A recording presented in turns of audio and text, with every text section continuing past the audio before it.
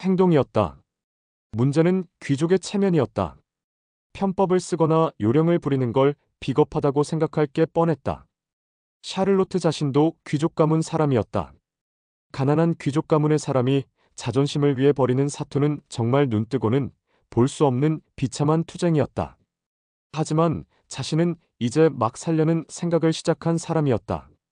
자객들을 향해 목표의 깃발을 들어줄 생각은 전혀 없었다. 그러니까 당신 말은 빈 마차를 움직이게 한다는 말이요? 네. 사람들은 당연히 당신이 그 안에 있을 거라고 생각할 테고 말이요. 네. 그리고 그 신부 후보는 무섭거나 부끄럽다는 이유로 창문도 열지 않을 거고요. 그리고 당신은 남장을 하고 말을 탄다? 내 공장님의 시종 겸 아가씨의 시종을 겸해서요. 물론 이 사실은 공장님과 저만 아는 거죠. 말은 탈 수 있소?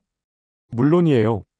공작은 생기가 넘치는 모디 백작의 딸을 바라보았다. 어쩌면 모디 백작에 대해서 다시 생각해봐야 할지도 모른다는 생각이 들었다. 자신의 서재를 2달 만에 정복하고 죽음 앞에 의연한 아름다운 여인이었다. 이런 딸이라면 모디 백작은 퀼트 백작의 함정에 빠진 게 아니라 정말 자랑하고 싶었을지도 모른다는 생각이 들었다. 단지 그 자랑이 잘못 진행되었을지도 모를 일이었다. 공작과 샤를로트는 8마리의 말이 끄는 마차에 마주보고 앉아 있었다. 이제 막 공작의 영지를 벗어나는 참이었다. 마차의 주인은 공작의 기사단이 에워싸고 있었고 마차와 말의 행렬은 끝이 보이지 않았다. 샤를로트는 자신이 새로 작성한 여행 진행표를 마차 벽에 핀으로 찔러 고정시키고 있었다. 저라면 여기쯤에서 암살을 시도할 것 같아요. 처음은 질서가 잡히지 않아 어수선할 테고 마지막쯤 되면 다 왔다는 생각에 방심할 수도 있으니까요. 어떠세요? 다음에 누군가를 암살할 일이 있으면 당신에게 부탁해야겠군. 당신 말대로요. 그 자리에서 사고가 있었소. 이곳에서는 2번의 사고가 있었고, 샤를로트는 공작이 짚어주는 곳을 보며 고개를 끄덕거렸다. 상대는 사건이 난 곳을 다시 사용하는 사람이었다. 용감한 건지 영리한 건지를 파악하기엔 부족한 자료지만 방심할 수 없는 상대란 건 확실했다. 이제 첫 번째 숙박 장소에 도착하고 있소. 오늘 하루는 들판에서 자게 될 것이오. 아직은 남인 관계로 공작은 다른 마차에서 잘 것이고 대부분의 사람은 모포의 의지에 이슬을 맞으며 잘 것이었다. 샤를로트와 공작의 마차는 야영지의 중앙을 차지하고 있었고 그 주위는 넓게 비워놓았다. 접근을 감시하기 위한 방법이었다. 50명에 달하는 기사들은 마차를 에워싸고 자리를 잡고 있었다. 공작이 마차에서 나간 뒤 샤를로트는 마차를 다시 한번 점검하고 핀이 만들어 두었던 남자 옷을 꺼내 들었다. 제법 고급스러운 정복 스타일의 옷을 입은 샤를로트는 큰 키 탓에 제법 소년티가 났다. 샤를로트는 가위를 꺼내 머리카락을 잘라냈다. 그리고 준비해둔 가죽끈으로 어깨에 닿는 머리를 질끈 묶었다. 옷 자체가 가슴에 방어 패드를 넣은 상태라 가슴선도 드러나지 않았고 어깨에도 패드가 들어가 있어서 제법 듬직해 보였다. 얼굴이 문제인데 선이 너무 가늘어서 고민하던 샤를로트는 가위를 들어 앞머리를 한 주먹 잘라내었다. 앞머리가 눈을 가리자 한결 남성미가 살아났다. 낑낑거리며 튀어나온 머리카락을 정리한 샤를로트는 슬그머니 마차 문을 열고 내렸다. 거의 소리가 나지 않았음에도 불구하고 모든 시선이 마차로 쏠렸다. 다들 긴장하고 있었던 모양이었다. 샤를로트는 공작의 곁으로 다가갔다. 공작이 물었다. 아가씨는? 오늘 저녁은 드시지 않겠답니다. 공작은 고개를 끄덕였다. 한마디씩 주고받은 대사로 상황이 다 설명되고 샤를로트는 공작 옆에 앉아 간단한 저녁을 먹었다. 공작의 저녁 식사 자리에는 몇 명의 기사가 있었는데 다들 샤를로트의 존재를 의아해하는 듯했다. 공작이 말했다. 아가씨의 남동생. 다들 고개를 끄덕였다. 샤를로트는 꾸벅 고개를 숙이며 인사했다. 샤를이라고 합니다. 급히 만들어낸 이름을 소개하는데 누군가 말을 받았다. 아가씨와 많이 닮았습니다. 그런데 모디 백장님께 아들이 있었나요? 재혼이었다. 그렇지 않아도 구구절절 설명을 해야 하는 참이라 샤를로트는 재혼이 끼어든 것을 고맙게 받았다.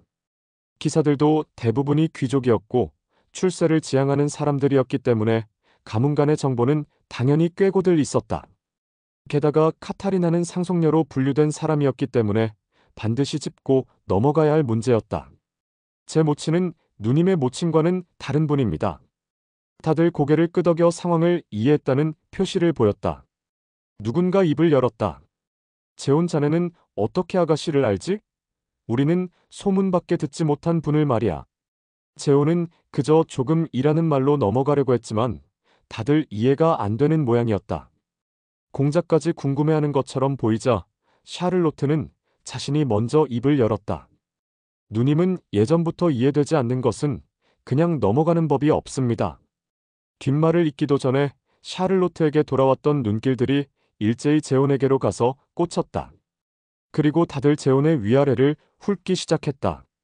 누군가 말했다. 도대체 자네의 그 무엇이 아가씨를 이해 못하게 했나? 멀끔한 얼굴이 그런 떡대에 붙어 있는 걸 이해 못하시겠다고 하는가? 그 말에 재혼의 얼굴이 달아올랐다. 재혼이 얼굴을 붉힌 것은 뜻하지 않게 분위기를 주춤거리게 하는 결과를 가지고 왔다. 지금 농의 대상으로 올라간 사람이 공작의 약혼녀라는 사실을 인식시킨 것이었다. 재혼이 변명하듯 말했다. 오해 말게. 샤를의 말대로 그저 궁금하신 게 있으셔서 부른 것이니까. 하필 자네를? 우연히 내가 갔을 뿐이네. 다들 무얼 물어보시더냐고 묻고 싶었지만 공작의 면전에서 할 소리가 아니었다. 샤를로트가 피식 웃었다. 아무것도 아닌 이야기도 이렇게 여러 상황에 둘러싸이니까 느낌이 달라지고 있었다. 공작이 입을 열었다. 아무래도 좀 더 얘기를 해야 할 것 같은데? 이 화제를 이어가도 된다는 허락이나 마찬가지인 말이었지만 정작 재혼은 금기에 속하는 가문이 검술 책에 관한 이야기인지라 얼굴이 더 붉어질 뿐이었다. 샤를로트가 재혼에게 도움의 손길을 건넸다. 제가 말씀드리죠. 누님이 공장님의 서재에서 우연히 검술 교본을 발견하셨습니다. 검술 교본이란 말이 나오자 기사들 아니랄까봐 다들 눈을 반짝거렸다. 공작도 궁금한 얼굴을 하고 있었다. 말씀드렸듯이 궁금한 것이나 이해 안 되는 부분은 시간이 걸리더라도 잡고 있는 성격인 누님은 책의 내용을 먼저 이해한 다음에 그에 수반되는 동작들을 맞춰보려는 시도를 하게 되었습니다. 그 순간 너나 할 것 없이 웃음을 터뜨렸다. 공작도 웃고 있었고 샤를로트는 그게 왜 웃기는 일인지 이해가 가지 않는다는 얼굴을 하고 있었다. 그 웃음은 꽤나 길게 이어졌는데 다들 어설픈 동작으로 낑낑거리는 누군가를 떠올리고 있었던 것이다. 그 웃음에 용기를 얻은 재혼이 말을 받았다. 그래서 내게 그 동작들이 왜 시간차가 생기는지, 왜 동작들이 연결이 자연스럽게 되지 않는지, 이런 저런 것들을 물어보시더라고. 끊어졌던 웃음이 다시 이어졌다.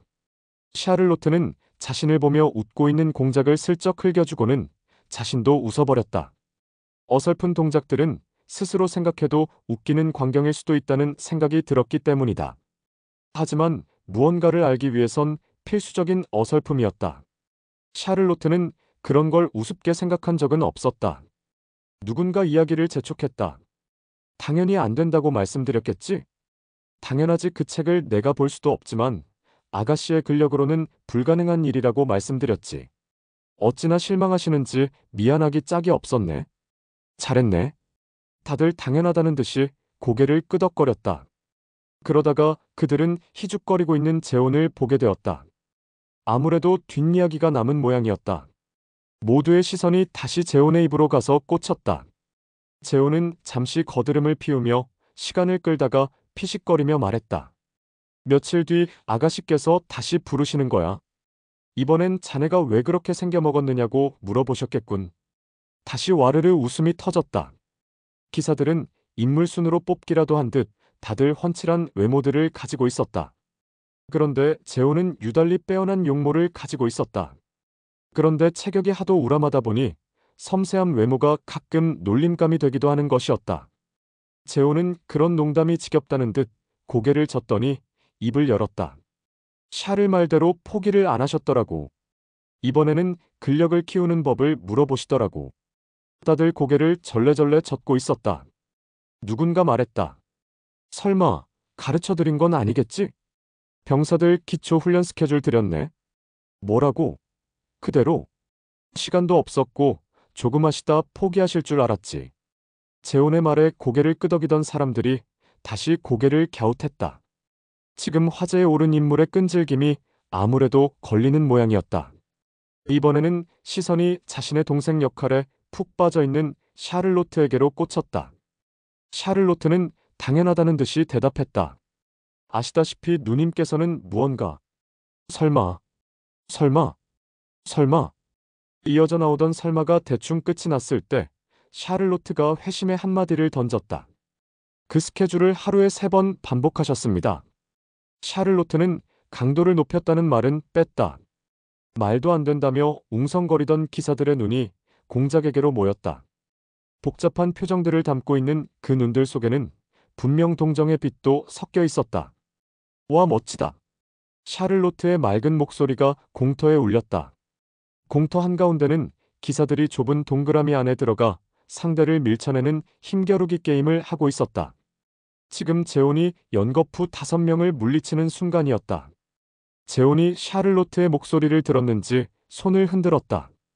샤를로트도 신이 나서 손을 흔들고 있었다. 샤를로트가 옆에 앉아있는 공작에게 말했다. 정말 흥미진진하네요.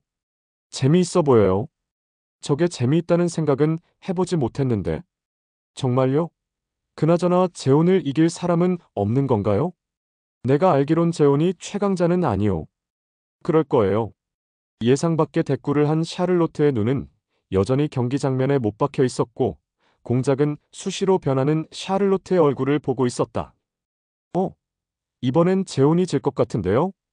재혼의 7번째 상대는 기사단장인 패튼이었다.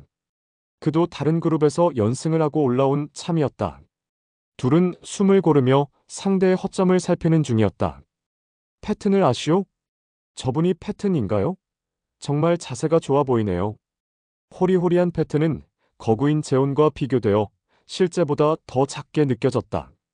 패튼의 실력을 알고 있는 기사들조차도 힘의 싸움에서만큼은 재혼이 이길이라 예상하는 것 같았다.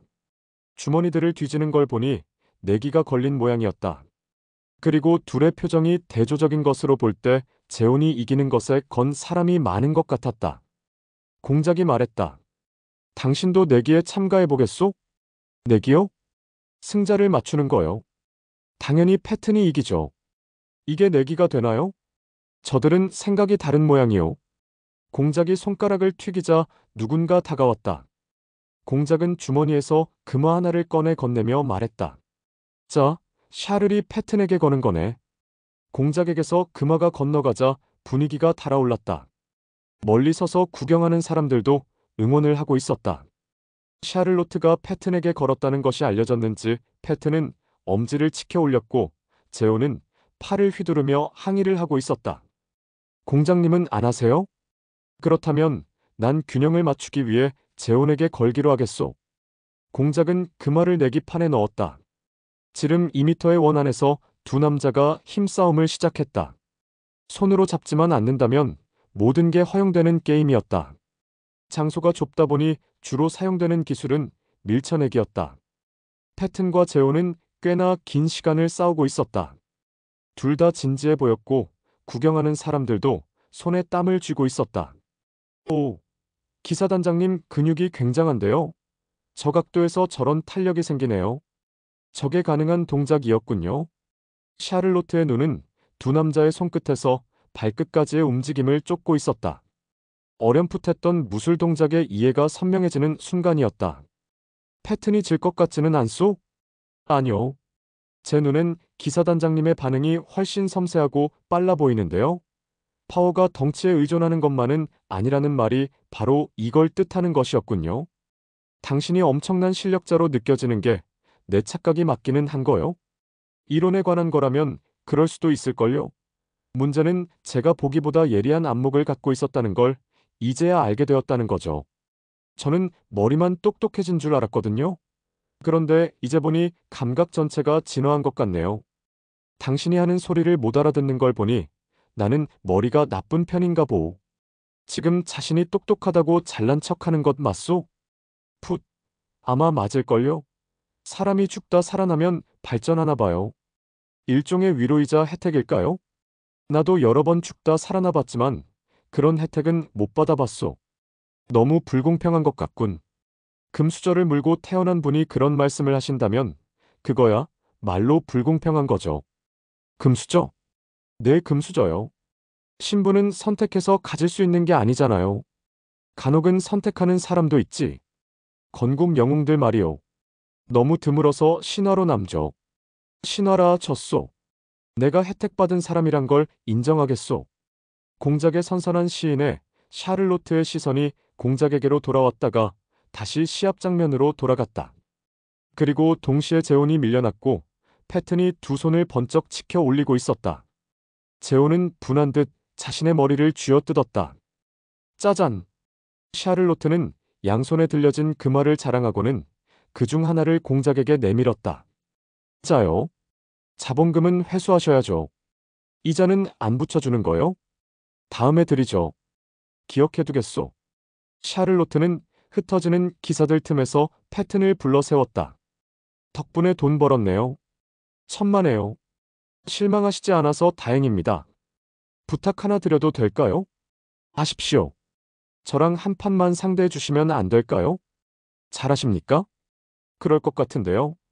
샤를로트는 손에 든 동전을 패튼에게 들어보였다. 패튼은 주군의 손님과 내기를 한다는 것이 마음에 내키지 않는 듯 공작을 바라보았다.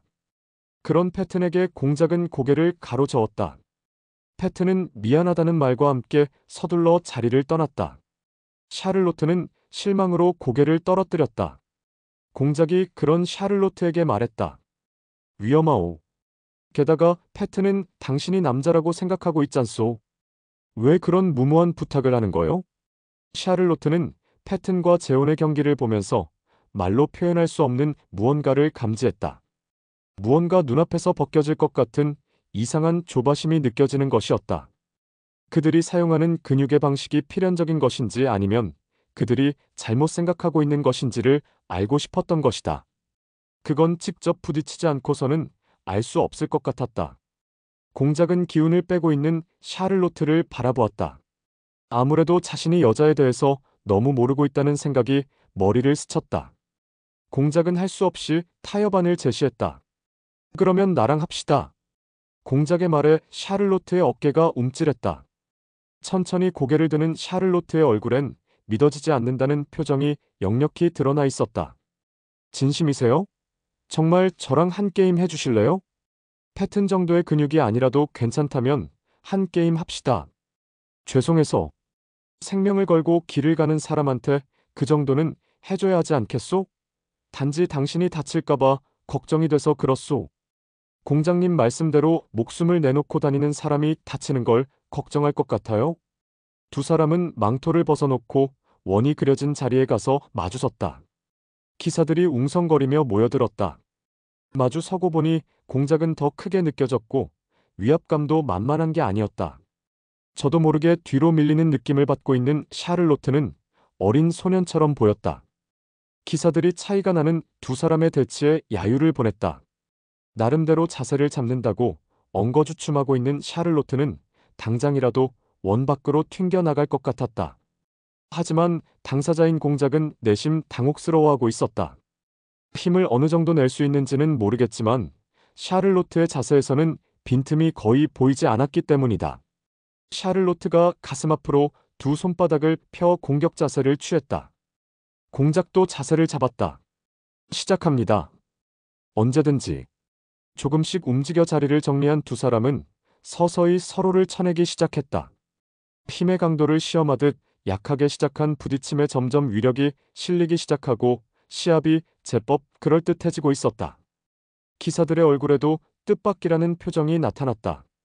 샤를로트의 상태를 파악하는 중인 공작은 고전하는 모습을 보였다. 반대로 상대를 최대치로 보고 밀어치는 샤를로트는 능숙하게 동작을 이어가고 있었다. 공작의 실력을 잘 알고 있는 기사들은 공작이 양보하고 있는 중이란 것은 알고 있었지만 그걸 감안하더라도 샤를로트는 나이에 비해 제법 제대로 된 훈련을 받았다는 생각을 하는 중이었다. 시간이 좀 더 지나자 공작의 자세가 안정을 찾았다.